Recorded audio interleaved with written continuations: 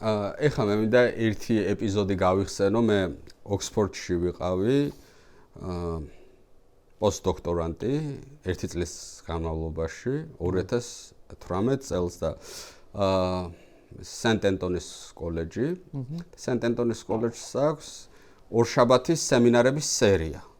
სადაც სემესტრის განმავლობაში ყოველ ორშაბათს რაღაცა მნიშვნელოვანი მოხსენება კეთდება და მე პროფესორები მიდიან ძალიან ფორმალურ ვახშამზე, სადაც მანტიები აცვიათ და ესეთი ძალიან ფორმალური შეხვედრა არის, სადაც აი ხუმრობებიც კი ფორმალურია ხოლმე. და 2018 წელს ერთ-ერთ ასეთ ვახშამზე მოხვდი ერთ-ერთ პროფესორთან ერთად, რომელიც იმ დღეს გავიცანე. და ეს კაცი მეუბნება, რომ რაღაცა ისტორია გინდა რომ გითხრა საქართველოს შესახებ და აი ამ ფორმალურ ვახშამზე რომ უცნობი კაცი ყველას გასაგონად ამას გეუბნება, ცოტა მოულოდნელი არის. მაგრამ უნდა აშკაროთ რაღაცის თქმა და კარგი მომიყევი მეუბნება. გაიხსენა ესეთი ისტორია, რომ 2012 წელს ჩამოსული ვიყავით საქართველოში, აი წინა საარჩევნო პერიოდი არის 2012 წლის, სანამ ქართული ოცნება ხელისუფლებაში მოვა და მე და ჩემი ერთი კოლეგა და ვიცი ვინც არის მეორე კოლეგა, შევხვდით ბიძინა ივანიშვილსო.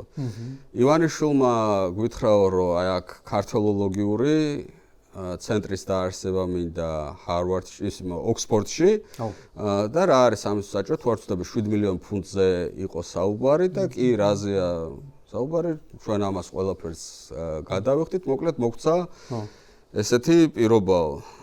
მაგრამ ჩვენ დავუშვით შეცდომაო და მე ვკითხე, რომ რა შეცდომა დავუშვით? იმიტომ რომ იმან ჯერ რაღაცეები გთხოვაო და ის თხოვნა შეუსრულეთო. როგორც ჩანს, შეიძლება ეს იყო რაღაცა მედიატორობა შეხვედრებში, ვთქვათ, ბრიტანელ პარლამენტარებთან ან მინისტრებთან, იმიტომ რომ ოქსფორდის პროფესორებს დიდი წონა აქვს და ამის შემდეგ მას უნდა დაეფინანსებინა ქართული ცენტრის შექმნა ოქსფორდში. და გადაგვაგდო. ბიზნესამ გადაგვაგდო და ამის შემდეგ 2013 წელს თუ არ ვცდები, იწყება ეს შენი ისტორია, როცა უკვე შენ ხვდები ბიძინა ივანიშვილს და მას თავაზობ ჰარვარდში ქართოლოგიური ცენტრის შექმნას და მგონი ისტორია ძალიან მსგავსი არის. არის.